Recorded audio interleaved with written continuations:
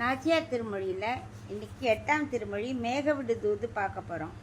7ஆம் திருமொழி ஃபுல்லாக இந்த பாஞ்சஜன்யத்தை கேட்டா, நீ பகவான்கிட்ட திருவாய்க்கிட்டேயே அமிர்தத்தை பருகின்றே இருக்கியே, அதோட வாய் சுவையும் நாற்றமும் எப்படி இருக்குன்னு சொல்லேன்னு கேட்டா. ஆனால் சங்கு பதில் சொல்லவே இல்லை.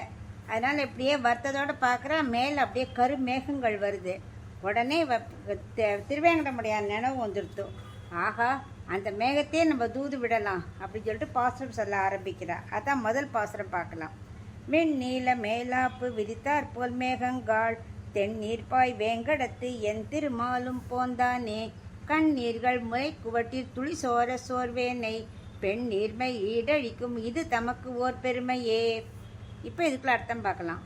வானத்தில் அப்படியே நீல நிறமாக அப்படியே கரும் மேகமே, ஒரு பந்தல் விரிச்சா மாதிரி ஃபுல்லாக படர்ந்து இருக்கியே, தெளிந்த அருவி பாயும் வேங்கடமலை இருக்கு இல்லையா, அங்கே என்னோட திருமால் அங்கே நிற்கிறாரே, அவரும் உங்கூட வந்தாரா? நீ அங்கே தானே இருக்க மேகம், நீ மட்டும் வந்திருக்கே, கூட பகவான் வந்திருக்காரா திருவேங்கடமுடையான் அப்படின்னு பார்த்துட்டு அவனை பார்த்தா வரல.